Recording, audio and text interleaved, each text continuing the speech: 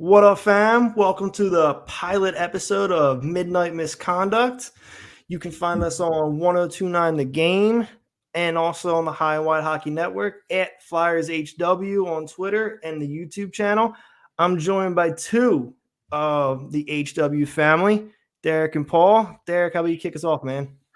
Cool, man. Yeah, I'm Derek. I am one of the co-hosts for Pod Street Bullies, part of the High and Wide family as well. I've been doing it for, I want to say, about 4 years in terms of podcasting. I used to write for Philly Sports Network, too. Was a credentialed writer there. Had some fun with it. Always been a big Flyers fan, hockey fan more so in general. But, yeah, just looking forward to beginning this, man. This is going to be a good time. All right, Paul, over to you. Yeah, I'm Paul. I'm with the High and Wide group as well. A little bit more analytical approach sometimes to things. Not really on any shows except until now. Josh Bright and I from High and Wide do some draft coverage every once in a while when the draft season comes around, and hop on a couple shows here and there. But I'm excited to be a part of this one for more long-term stay, hopefully. And same as Derek, I've always just been a huge hockey fan. Flyers, of course, but follow the league pretty closely. So excited to talk about it with you guys.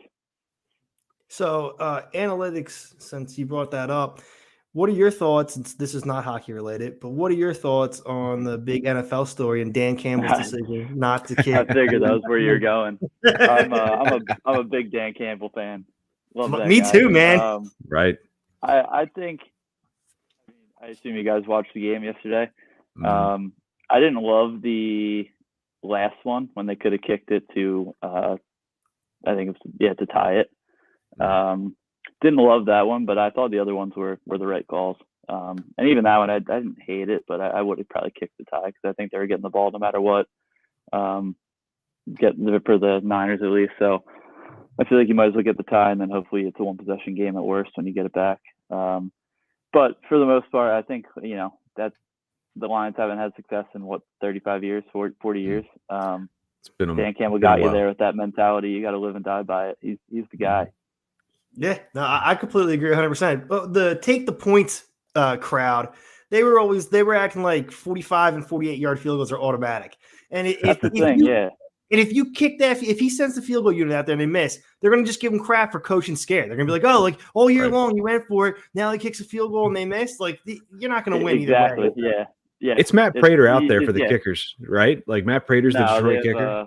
I think they have Badgley now. Michael Badgley. Okay. If it's Prater, go 60. I mean, that dude's got a boot. Was pretty automatic. But I agree with you, Dave. That whole take the points thing. It's not like a kick is 100% given. Yeah, they talk about it like, all right, like, you know what? Yeah, just don't even send the team out there. Just put 3 on the board and kick off. Yeah, right. Exactly. Where when you say take the points, you're already starting from bad faith argument there. Yeah, exactly. I mean, the first fourth down they went for, if Josh Reynolds catches that ball and they score a touchdown on that drive, the game's probably over. It's like a 21-point game, like late in the third quarter there. And then he dropped in, a bunch of things spiraled out of control. But he did not have a great game. Even the one catch that he did have, the one big catch, it almost got picked off, but he had it. And man, I'll tell you, that was rough. Yeah, that was it was a tough collapse to watch. Yeah. I'm one of my good friends is a Lions fan from Detroit, big Lions fan. So I was over watching it with him. And the first half was a lot of fun.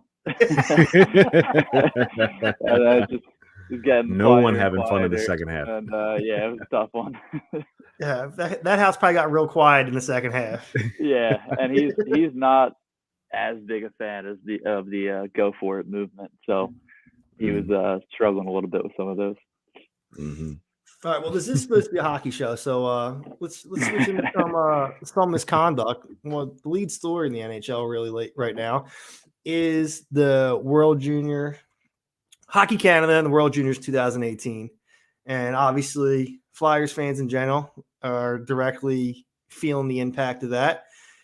For the record, just to put it out there, we're going to be talking about a lot of this stuff from a hockey perspective, but we know that that's not the most important thing. There's justice for the victims where we're at, get to the truth, have the perpetrators punished and dealt with, have justice served. We know that. we're not trying to be insensitive. This is a hockey show. This is a sports show. We're talking about it from a sports perspective as much as we can. Just for anybody that's listening, I don't want anybody to feel that, we're not taking anything seriously. We know there are larger issues here than just hockey and how it affects our team. All that being said, Derek, what are your initial thoughts on the whole situation in general, just from a macro level, broad spectrum? My initial thoughts is that no matter whether someone is guilty of what occurred or innocent, if their name is tied to this in terms of the people that are going to be turning themselves in or have been afforded the opportunity to turn themselves in, their career's over. This is and I mentioned it on Pod Street Bullies, this is a scarlet letter that these guys are going to have to bear for their entire career. I hate dealing in hypotheticals with something like this, but hypothetically, Carter Hart's innocent, but he has to turn himself in because he's been named. Who's going to want to touch that?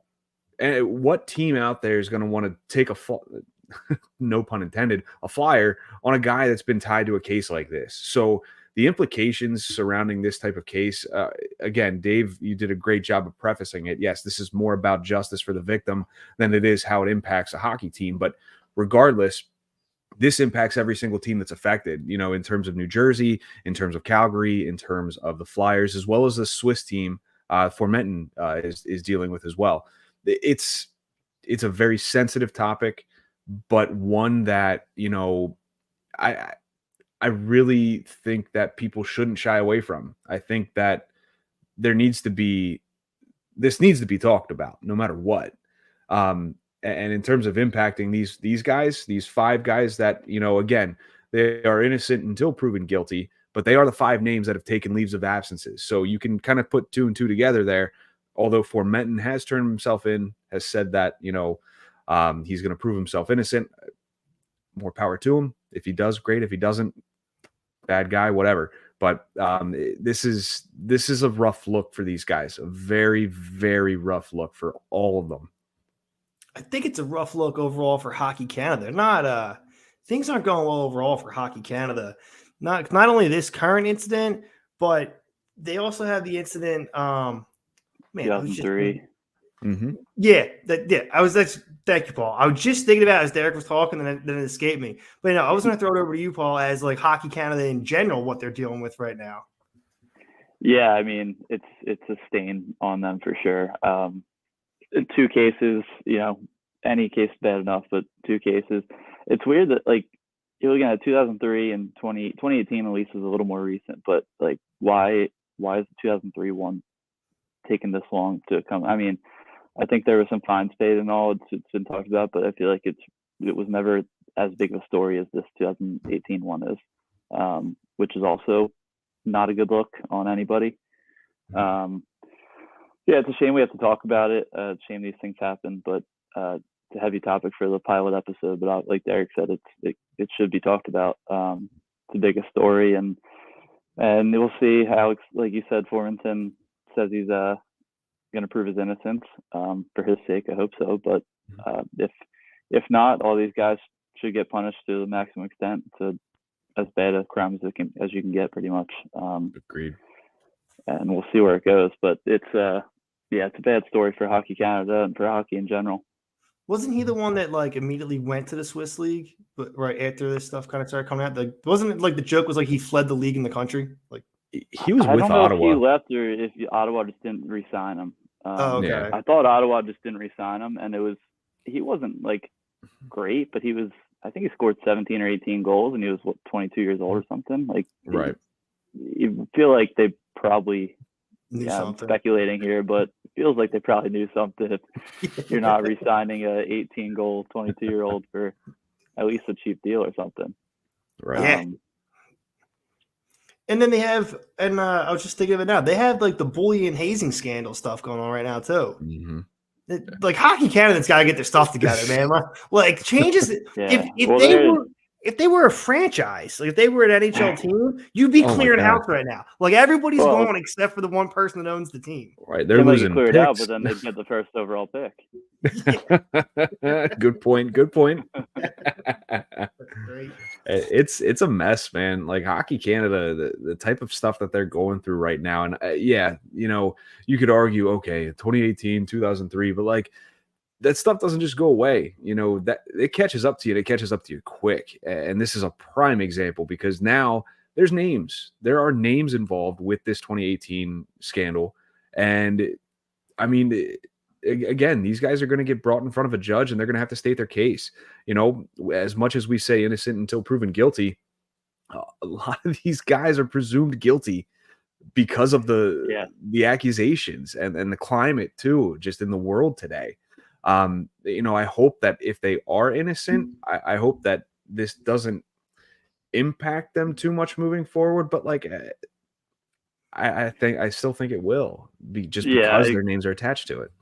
I think you're right. Like in the criminal justice system, maybe innocent until proven guilty, but in the public eye, once you're tied to this, it's tough to get out of that. Whether court of public opinion, whether it comes out they're innocent or not. Obviously, it doesn't look like they are at this point, but there's a lot of details we don't know. So, I guess we'll see how it goes. And if they're guilty, Eric, he'll have a little more. Oh yeah, more. If they're guilty, throw the book at them. I mean, for sure. Yeah, they're guilty. The hell with them. Yeah, I mean, I'm trying to brainstorm or think of how anybody could come out of this looking good. I mean, we could always use Carter Hart as the example here. Like, what is the best possibility for him to possibly even escape this? Like, he was there, he didn't do anything, he tried to help, and maybe he even was the one that got her out of there. But like, that's like you're really wish casting for something like that to happen. You know what I mean? Right. Or he just knew of it, like had heard of it from somebody, but didn't report it. Right. All of it is just different levels of bad, I guess. Yeah, you know what I mean? I mean, you could almost try to justify, look, he's a kid, standing up. He was there. He tried to fix it. He realized something was wrong. Like but man, like there's no way you come out of this looking good no matter what. The only way I can think of is that if Carter Hart is the guy that's giving the details of who was involved, if he's naming the Formentons, the Dubes, and again, that's presuming that they're guilty. I don't want to make that presumption, but if Hart's the guy, if Hart's the snitch, that's the only way to look at it. That's the only positive outcome there could be to this for Carter Hart. If that's the case, though, does he have to come give himself up to the police like that, or like it feels like he would have already gone to them and given and again, I'm no legal expert, none of us are, I'm not gonna sit here and pretend we are. Our legal expert that we're supposed to be having on, so I'm hoping he'll be on here so he can get into that. But like, in my mind, if you're innocent, you should want to get in front of this and get to that station and say, hey, I'm here, I'm turning myself in, let me state my case. If you're guilty, it's the same thing. Like, imagine, I'm not sure if you guys have kids or not. I've got 2 kids. One can't even talk, so it doesn't matter. But the other one, if he does something wrong, he knows he does something wrong. He won't tell me that he did something wrong, but he'll just stand there and look at me. And I'm like, all right, buddy, what did you just do? Like, you have to pry it out of him because he won't fess up to it.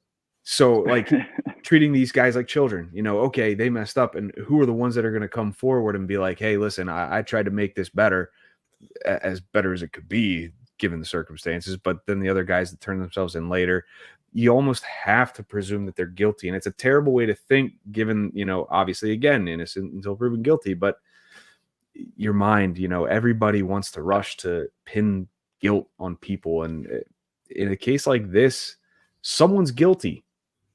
End all be all. It's been a story that's been bounced around the hockey world for the last 2-3 years. And people have just been waiting for the names to come out. So it's almost like first name that pops out, he's guilty. I compared it to the Epstein flight logs on Pod Street Bullies. I mean, I don't know if that was wise or not. Comparison.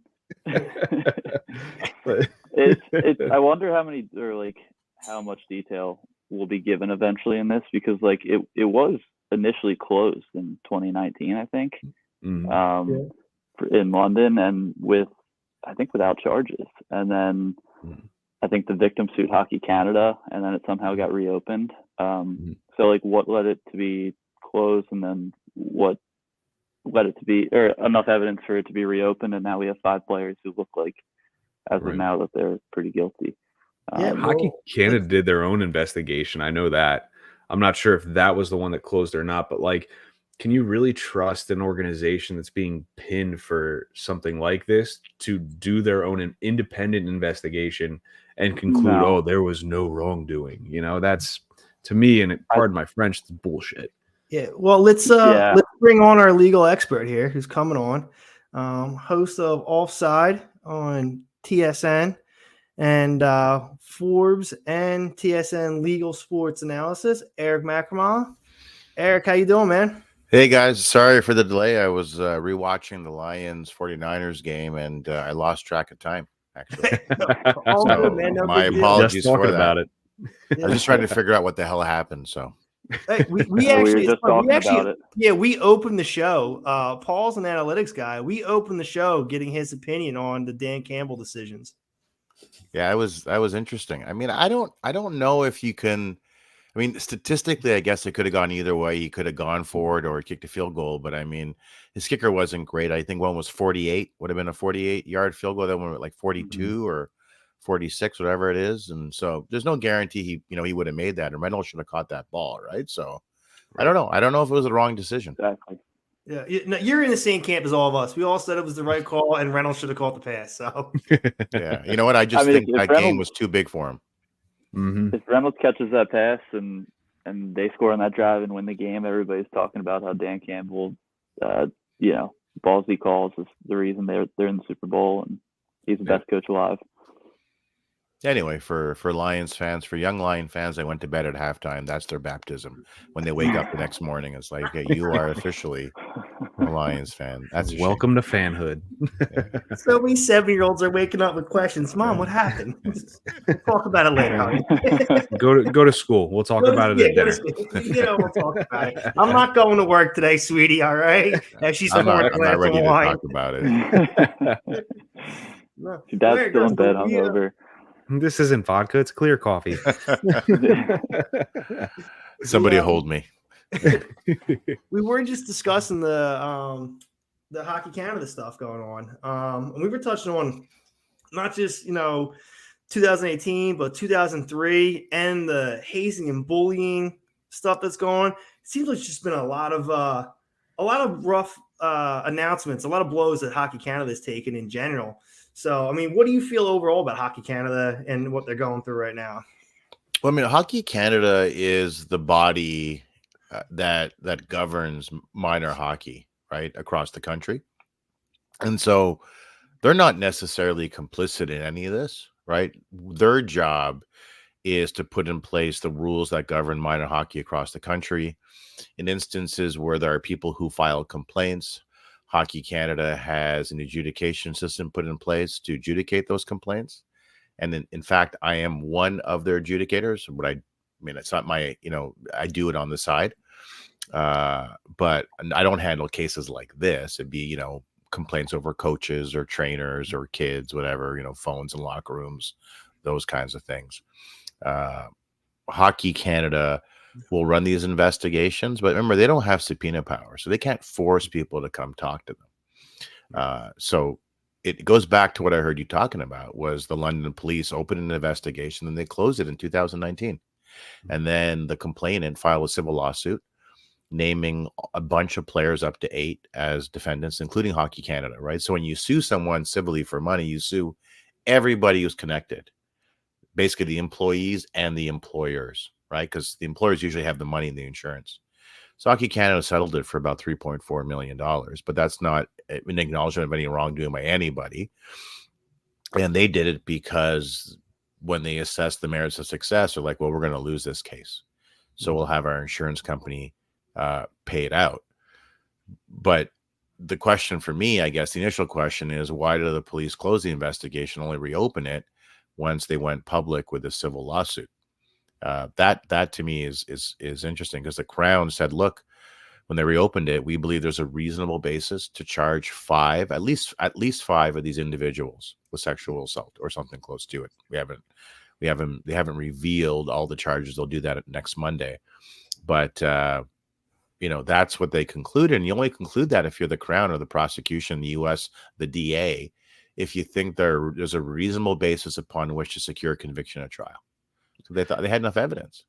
Now the evidence is mixed already. It's not clear cut, right? Mm-hmm. And you've got 5 players. I assume they're players. I'll call them team members now because I don't want to be sued, right? We know there's one of them, Formanton, who came back from the Swiss League, played for the Ottawa Senators, formerly, and you can have 5 different paths with respect to how this is going to look over the next week, month, years. Right. So, and I don't want to cut anybody off here, but my curiosity is, you had mentioned 8 players versus 5. How did we get down to 5 players when 8 were originally involved? Would be my question. We don't know, but okay. I guess what I would guess is the Crown will only charge individuals if they have a chance of securing a conviction, number 1. Number 2, the London police, they haven't, through the Crown is like the DA in Canada, they haven't ruled out charging more. So I think the additional individuals, I think the message there is the rest of you will be witnesses. You better cooperate. That may well be the signal being sent. I'm not sure. Fear tactic almost. Yeah, it's just, look, because the other individuals are witnesses. Because oftentimes cases of sexual assault, or he said, she said, go back, like, I don't know, Jameis Winston, right? When he was in college. Yeah, there was a roommate in the apartment, but they were alone in a room, and as he said, she said, Patrick Kane, he said, she said. So in all those instances, it becomes a case of credibility. Who do you believe? But here, if there are people watching, that's one thing. The issue though, and Formanton's lawyers, I think his name is Daniel Cohen. He said, and they'll each get their own lawyers, right? And he said he's going to vigorously defend this. Some of the evidence was released a year ago, the text messages. What you're seeing now are a lot of guys on video saying, hey, do you consent before you get going? And there are text messages asking, hey, do you consent? And some of what's in those messages is something that the Crown or the prosecution is going to have to deal with, because it doesn't paint a black and white picture of what might have occurred. Now, I want to be clear. If this lady was drunk, that she still has to provide her consent, and it becomes an open question. If you're drunk, can you do that? Other thing is, if you provide your consent, you can still withdraw it at any time. Right. So this whole thing is messy, right? I mean, it's messy. You have to imagine something untoward occurred. Whether it's unlawful, it'll turn on the evidence. And I say that on my show all the time, and I have, going back to when I covered Jerry Sandusky and, years ago, moving forward, I've covered a lot of cases that are troubling. Is, well, you got to wait. You got to exercise some impulse control when it comes to reflexive reaction to want to yell out guilty, guilty, guilty, or innocent. Everyone should be afforded due process, however uncomfortable it makes some people. We'd all want to be afforded due process in similar circumstances or any circumstances. Let the process unfold. Let the evidence be scrutinized and tested, and then just see. And if they're guilty, then they're guilty. This is an indictable offense. So that's why there's no statute of limitations on this. So because it's an indictable offense, the equivalent in the U.S. would be like a felony versus a misdemeanor, you're looking at, up to 10 years in prison. So this isn't a small thing. So we'll see. And the rest of the players, if they are players, then they'll be likely named by next Monday at the latest, unless we get what we got with Formanton, and that is a video of him entering the London police station accompanied by 2 lawyers, and that may well be the case. Right. Okay. Eric, you mentioned the text messages and the videos and stuff coming out.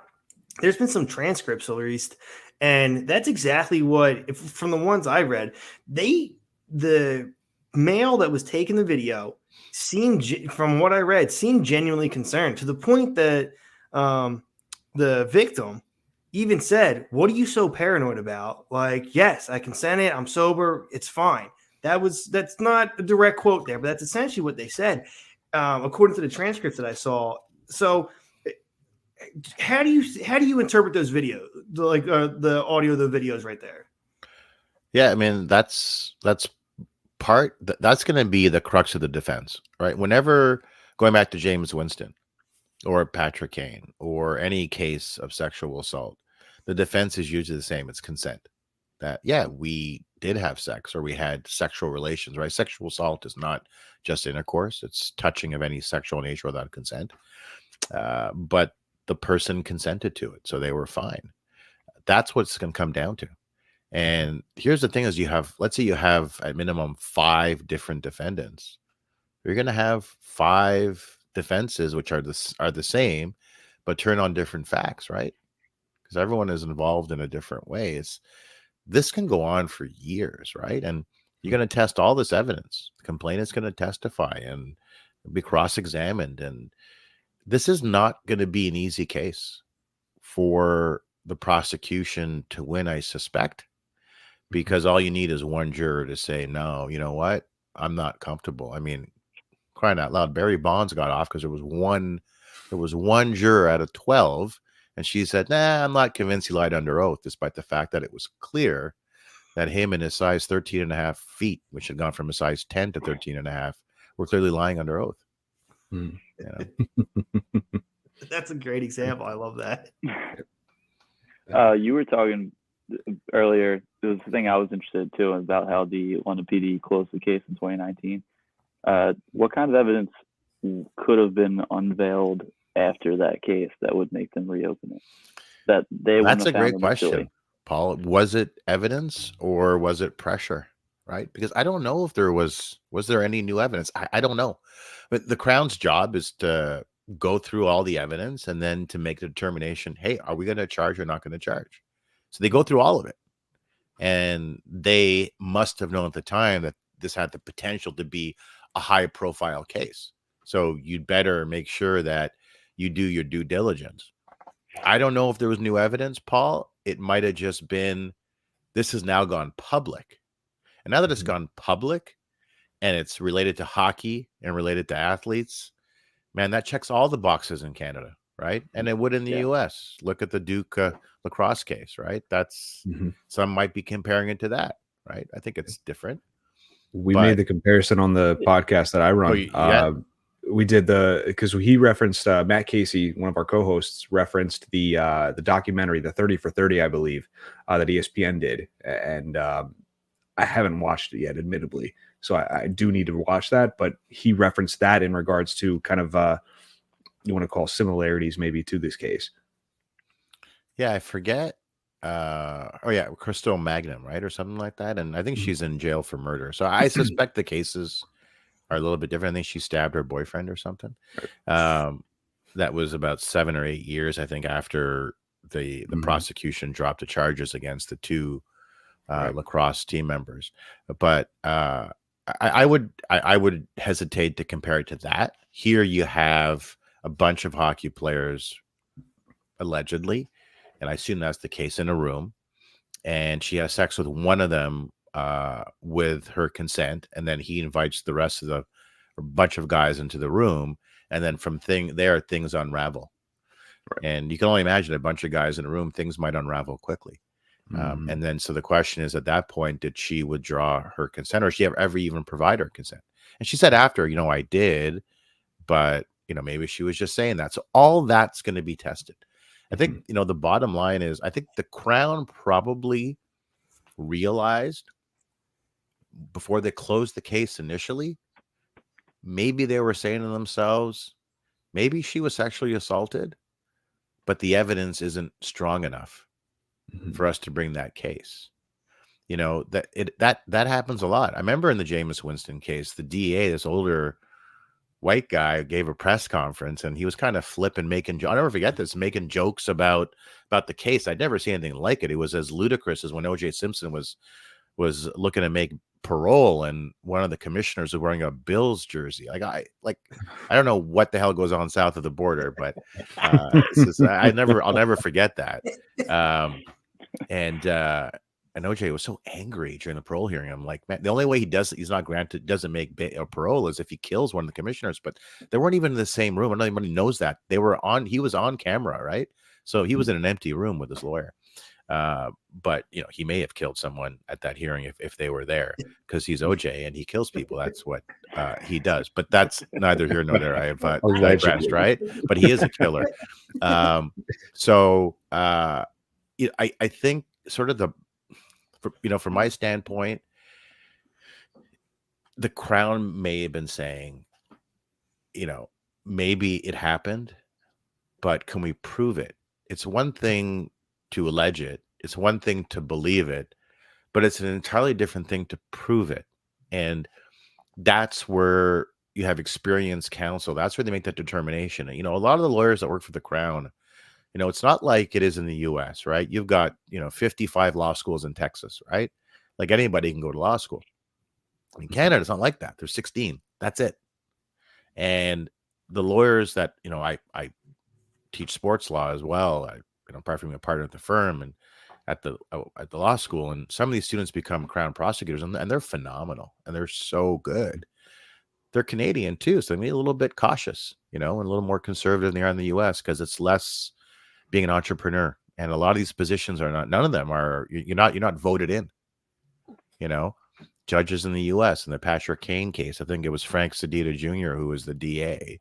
His dad used to be a judge. I think he's a judge now. That was a position that he's voted into. So it's different, right? It's not how it works in Canada. So there are more opportunities, I guess, to do the right thing.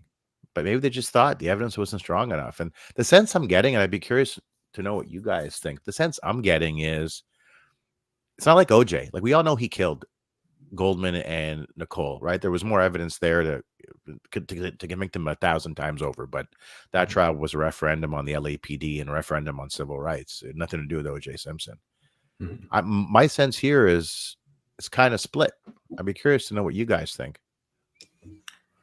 Yeah, I personally, I think if they're asking to surrender, they have to have enough, like you said, evidence. So I feel like they have to feel strongly enough. I do always try to do my best to reserve judgment. We're all human beings, myself included. So, I don't know. I brought up, like, what scenario could you be one of the ones surrendering yourself and actually walk out of this somehow looking good? Like, we were talking, like, if Carter Hart was there, he knew he got invited to the room, he knew what was going on, but he realized it was wrong. So he actually tried to help get her out of there, and he didn't actually do anything. Like, is that enough to make him? Is that enough for him to be named? They want to bring him in, but he actually walks out okay in that. So I don't know. It could definitely go different ways. Listening to you talk, the fact that you say there's probably no new evidence and it's more public pressure to reopen it makes me think there's probably is it just innocent and guilty in Canada, or is there any other, there's nothing, like no middle ground or anything like that? Like no contest or anything? Yeah, you'd be found either guilty beyond a reasonable doubt like you would in the US, or you would be found not guilty. Yeah, so I mean, if listening to you talk, I was kind of like, I would say when I started this show, I was like, oh, like, they're definitely guilty. I think they're done. That's the only way they do this. But having listened to what you were saying, I probably swung back to the middle now. Like, yo, like, if there really is no new evidence and they thought before that they couldn't do it, I'm not quite sure how they could convict them now if there's nothing new, or at least not without going the extra mile. So I don't know. I probably brought myself back to the middle a little bit. Like, now I'm less like, oh, they're definitely all guilty, and more like, all right, there might be something else there that we need to listen. Yeah, I know when you guys want to jump in, but just respond to that. The flip side is, well, maybe they had enough evidence, but they didn't want to do it because you're dealing with entitled hockey players, and that's what someone else might say. Well, wait a minute, these are guys who've been coddled their entire lives. They do whatever they want. I mean, I've seen some of these players firsthand, how they behave. They're just kids, but they've got profile. That's the worst combination, right? So maybe they had it, but they chose, hey, you know what? We're not going to rock the hockey boat. At what point do they shed that, though? Like, and this might not be related to, the legalities of it, but, like, generally speaking, at what point do you shed the term, just kids? Because they're stepping foot into a professional sport in which kids are looking up to these guys as role models. So, I mean, for anybody to be involved in something like this, I mean, for example, I have a 3-year-old. One of his favorite players on the Flyers is Carter Hart. I had to explain to him, in the simplest of terms, why Carter Hart was not starting in net the other night. And I can't just be like, yeah, buddy, sorry, he's been, named in a well, allegedly and presumably in a case that involves sexual assault. You can't tell a 3-year-old that. So, I mean, at what point is that label shed? Like, they're just kids. Like, there's serious implications to what you do as an adolescent, if you will. Yeah, I agree, and that might have been the initial sort of impetus behind not charging them was, well, they're just kids, they're hockey kids too. That makes this messy. But then ultimately, they're adults. They were 18 and older. But the age doesn't really matter. The charges might differ, or at least the sentencing would differ, and there'd be confidentiality if they're minors. But all that aside, you're responsible for your behavior. And a lot of times people, the profile or people generally will count on the indulgence of decision makers. And in this instance here, I guess there was enough of a public outcry that people were like, no, you're going to have to hold them responsible or look to hold them responsible if they are responsible. Like, I'll just anecdotally, I mean, I have neighbors of mine. I mean, both my kids are in hockey and I coach hockey, right? And I have had, casual hockey neighbors. Like, I'm not putting my kid in hockey now. I don't want to be associated with Hockey Canada. But there was a lot of that, right? Like, for me, it doesn't even occur to me not to put my kids in hockey, right? That's just that's part of our life. But for the casual person, which is most people, right? Rep hockey makes up a small percentage of hockey players under the Hockey Canada umbrella. They're like, no, I don't want to be part of it. Mm-hmm. Right. I think all of us here are under we all believe if they're involved, they should be punished to the fullest extent. But let's say even if they somehow come out being not guilty of this, how long do you think that would take for them to get back onto a roster or even be allowed to be back on a roster? Being tied up in court for how long do you think that would be? So that's like the $1 billion question, right? Like that's the big question for them as athletes speaking to their agents or speaking to their lawyers. When can I get back? And they're all being told the same thing: prepare never to go back. So if this ends quickly for let's just use Formanton because he's acknowledged that he's one of the defendants, right? Or he's one of the accused. Let's say it's Formanton. Well, if this is disposed of in 2 months, because the Senators never signed him, right? That's why he was playing in the Swiss League, and this is the reason why, I suspect. So if it disposes quickly, it's because he's pled guilty. So he's not going to play in the NHL again because he's pled guilty to sexual assault. Well, if he decides to fight it, then this goes on for multiple years, 2, 3 years, whatever it is. Mm-hmm. Who knows how quickly this will go, but it's such a big case, right? Mm-hmm. So let's say it's even a year or 2. So when that's done, well, let's say he's found not guilty. Well, his reputation is stained because he's associated with this case. What team will want to sign him? So it's I would tell these players, unfortunately, there's a reasonable chance that your career is over unless you are exonerated and, mm-hmm. Completely and unequivocally exonerated. Without mm-hmm. that, you may not see these players back in the NHL. Right. And even if we don't see them, they might not even be eligible for a couple of years because of it being in court. Yeah, I mean, they wouldn't. So the NHL, if you have players who are under contract, I think that's what you're asking. You have players who are, let's say they're under contract and it's a multi-year deal. Let's say a player's got 2 years on his deal this year and next season. So while the proceedings are underway, the NHL, most specifically the team, would put the player on paid leave, just like you have in the NFL. Mm-hmm. Someone is suspected of domestic violence, they're put on paid leave pending disposition of the case, and then if they plead guilty or are found guilty, then the NFL will suspend them, right, without pay.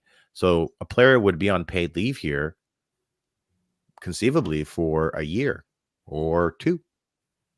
Contract may get told, but then when it's done, they'd be suspended.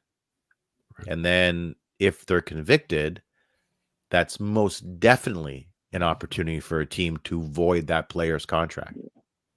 Mhm. They get terminated. Now, Slava Voinov beat the hell out of his fiancee Marla, right? Like they found blood everywhere on the white couches and the walls, and he, grabbed her head and rammed it into the floor, and it was disgusting. ICE ended up deporting her. It's all from memory, so if I got it wrong, I think her name was Marla. So a lot. I think it was 2015. I don't know when it was. Mhm. He was deported, but the LA Kings never terminated his contract because he was a top 4D, right? He was a top 2D pairing, so they hung on to him.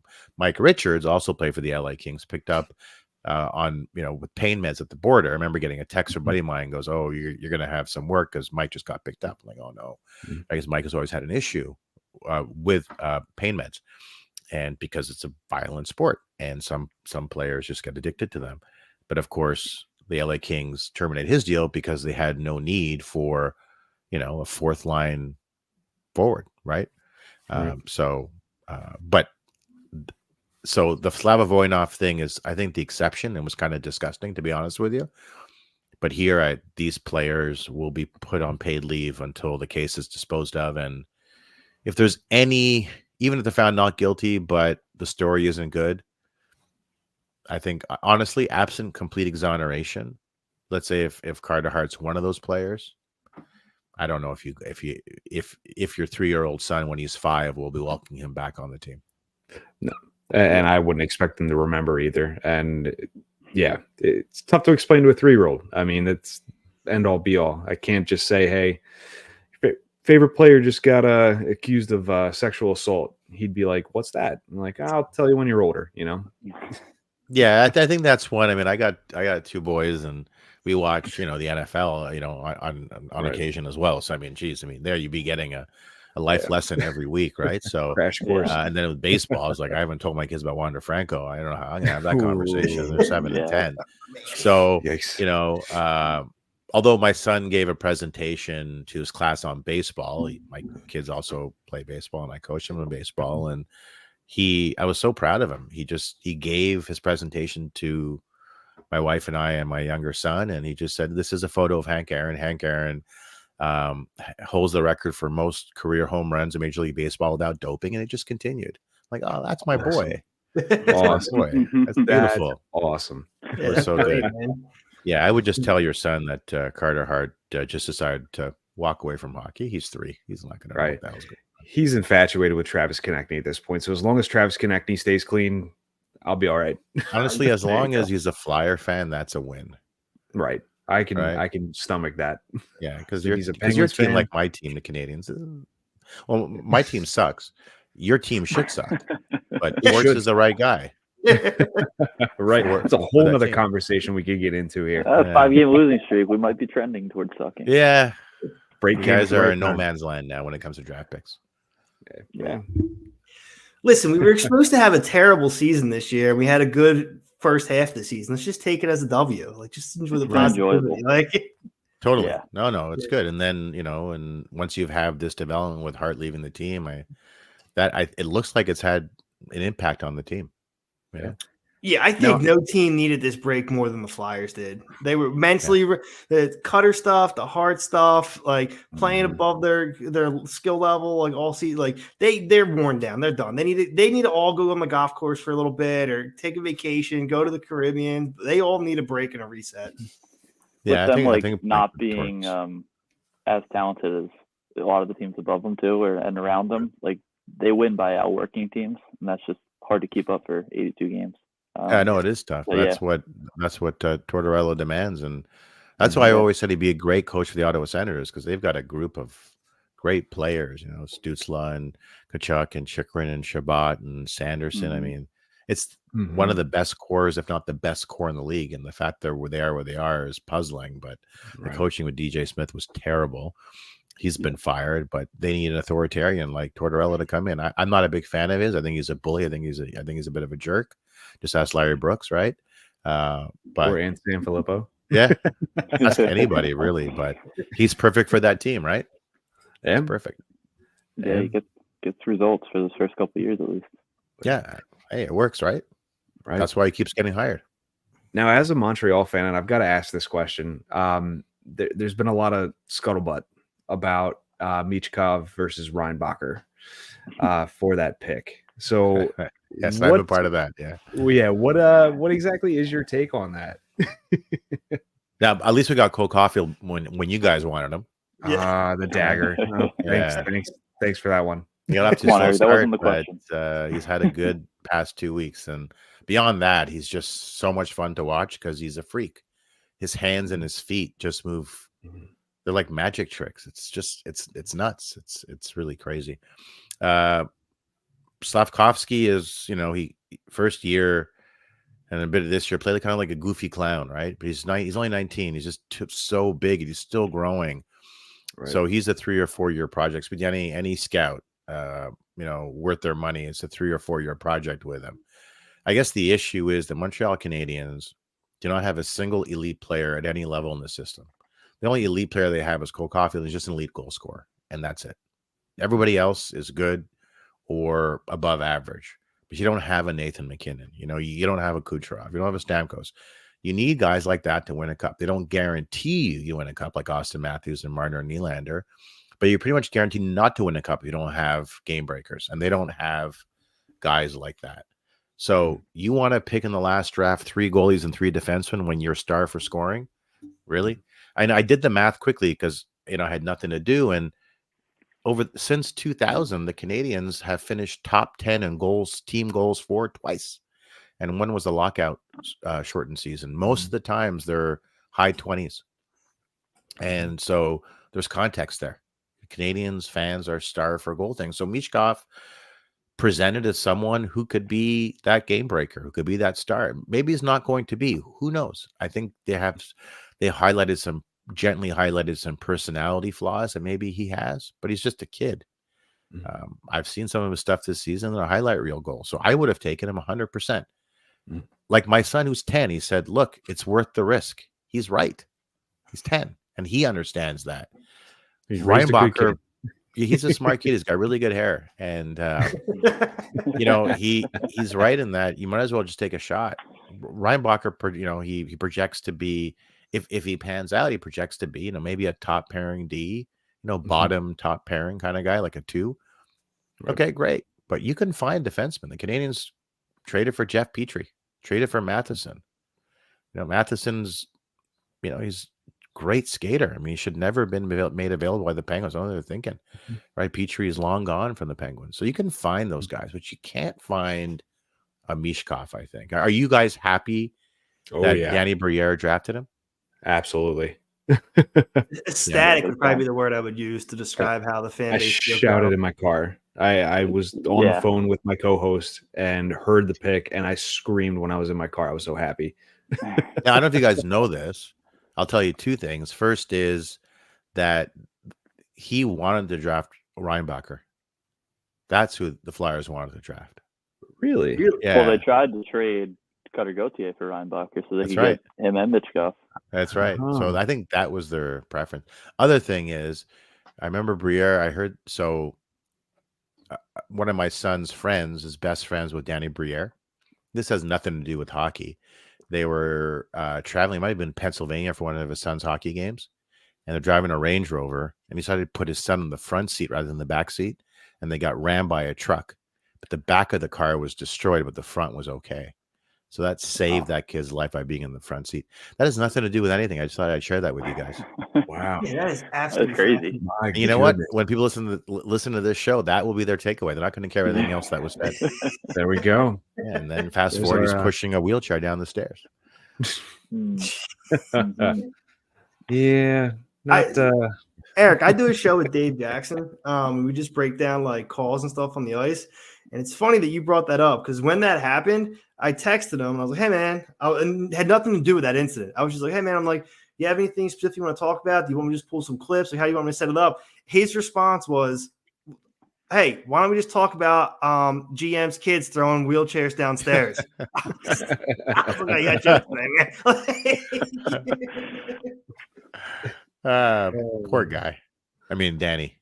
Yeah, Danny. Poor guy. He also played for the Canadiens, right? True. Yeah. See, we could all give 2 shits. He's about also Carson. just highly intelligent, right? He's I think wasn't he the GM of the minor league team? He was ECHL. He was like I don't know if he's president, but he was high up for Maine Mariners. Oh, so it was the ECHL? Yep. Yeah. Okay. Well, that's not the same. They let him like Something. run it and kind of learn the business, I think, and then took him into the Flyers, and he was working with Chuck. Yeah, I mean, he looks like he's going to be a really good general manager. Smart. So So far, I think we're happy. Yeah. Oh yeah. I don't know. mean, I don't know. Flyers Sure, fans can't have nice things. no. Yeah. No. You But rattle Mitch off Scott the was list probably for the past 2 years. Yeah. I went to a guy in law school who's from Flin Flon. He loved Bobby Clark. Oh yeah. Always talking Bobby Clark all the time. And then he broke my ankle with a stick. No, I'm just kidding. Ooh. I'm just kidding. I'm just kidding.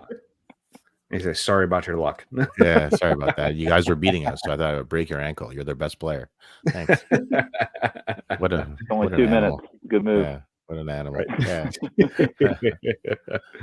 Oh man. That's great, man. Well, Eric, man, appreciate you joining us, man. And I always like to, give people the soapbox to voice their opinion on anything that they want to talk about. So the floor is yours. Sports related, life related, anything that's bothering you, anything you want to shout out, it's all you, man. Anything's bothering me. Oh, geez. Well, a lot of things bother me. What I want to talk about? I was watching the Chiefs Ravens game, and I watched it. I had PVR'd it because my son had a hockey tournament. Both of them had lots of games on Saturday and Sunday. I was watching Patrick Mahomes, and I'm saying to myself, I don't know if I've seen a better quarterback. I know Tom Brady is the most successful quarterback of all time, but Patrick Mahomes, it doesn't matter who he's playing, how he has to play. It just looks so much easier with him than anybody I've ever seen. I'm not saying that he's better than Tom Brady, but I watch Patrick Mahomes. I'm like, you're watching someone who's historically great. Is this his 5th Super Bowl? Is this 5 that he's gone to now? Is that what it is? It's I think definitely so. Right. Is it 4 in the last Four? 5 years, and he had one before that? Yeah, I think it's a so, yeah. 5th, and it would be his 3rd win. Like he's It would be just the a third winner, win, yeah. right? And his dad tried out for the Expos, right? It's And funny, I Jared was, Goff's dad played for the Expos. Jerry Goff, Ooh. right? And I'm an Expos fan, so I know that. But Mahomes' dad didn't make it, but I think he was a relief pitcher. But I don't know. Like I have you guys ever seen, like in your lifetime, a quarterback that is who's just money like Mahomes? I was watching the game last night with a couple of my friends, and 2 of them were our Patriots fans from Boston, and they are rooting against the Chiefs just because they don't want anyone to catch Brady. They don't want anyone to catch the Patriots. And I ruffled a few feathers telling them that Brady has the best career so far, but Mahomes is the best quarterback I've ever seen. Yeah, that's why I always say Tom Tom Brady. I'm always careful to say about Tom Brady. He's the most successful quarterback of all time, right? Yeah. I don't say he's the best. I don't know if Elway was better or Montana was better, but now I'm seeing Mahomes. I'm like, I think he's better than Tom. But the difference with Tom Brady is how do you define what is a good athlete? Someone who was drafted really late and he willed his way to the Super Bowl and to the and eventually the Hall of Fame. That's an amazing story, right? And he shows you what's the recipe for success, and that is not cutting any corners ever. And the rest of us cut corners constantly. So that can also make you the greatest of all time. I guess just on pure athletic ability, the game slows down for you. You see the entire field. You're never rattled by whatever part of the game that you're in. I know it just seems like it's Patrick Mahomes. I just feel like we're watching someone we may never see. Again, I don't know. Maybe I'm overreacting. I don't know. But you his asked me to throws say look something, so I effortless. said something. Yeah, He He's makes his incredible. throws look effortless. I mean, that's the thing that sticks out to me is that like I played quarterback a little bit growing up, and you notice those little things where some guys looks like they put their all into every single throw. With him, it's a flick of the wrist, and you're like, how is he making this throw 50 yards down the field when it looks like it should only be going 20?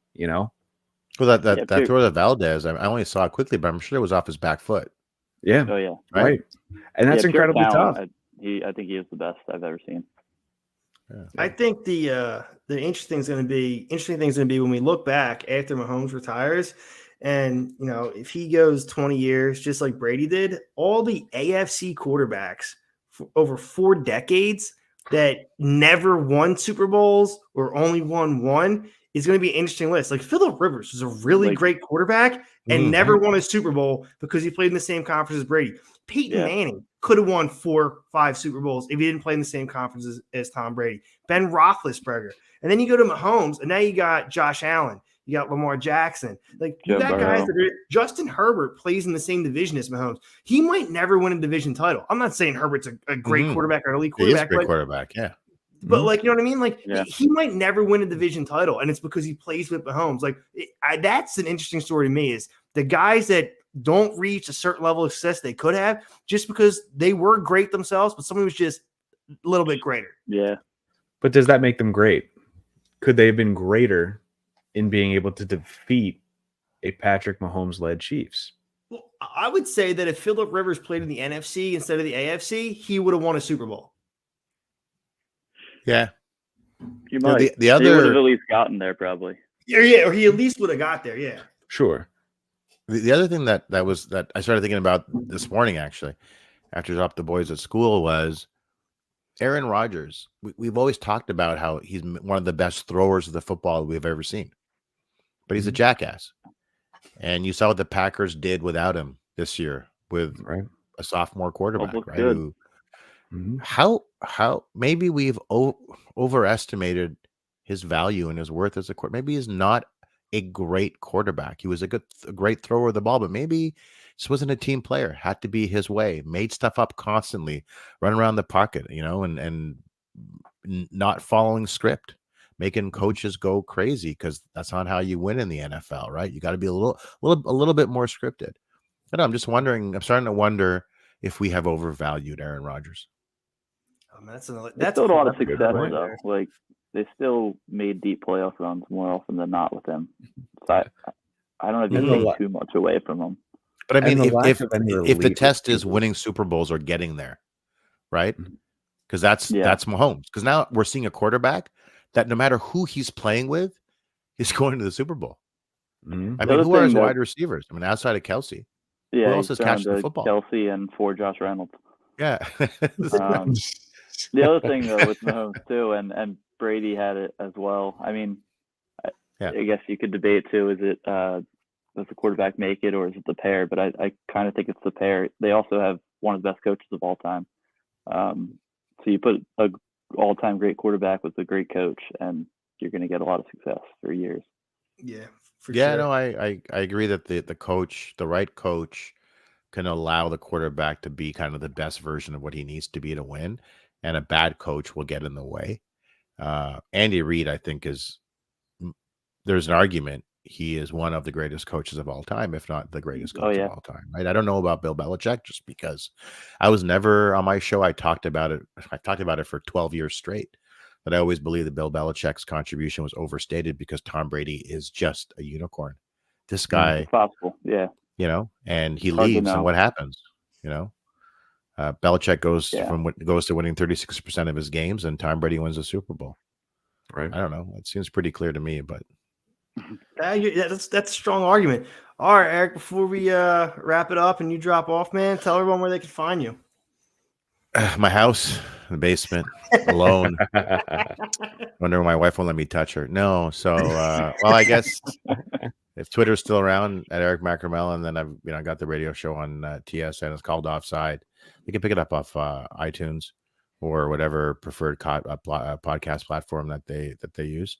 And the show airs on terrestrial radio, but then it just drops in podcast form. And once in a while, I'll write for Forbes. I might write I wrote a quick little article on the World Juniors, and probably I hate writing, but I understand that it's important, so I do it.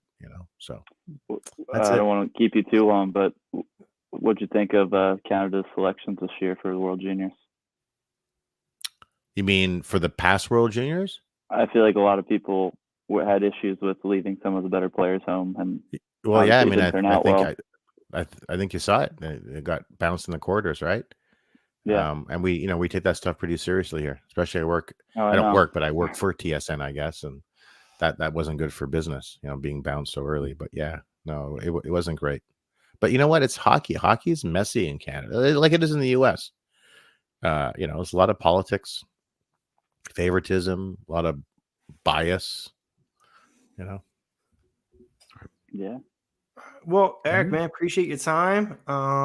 For everyone listening in, you can find us on the High and Wide Hockey Network, Derek on Pod Street Bullies.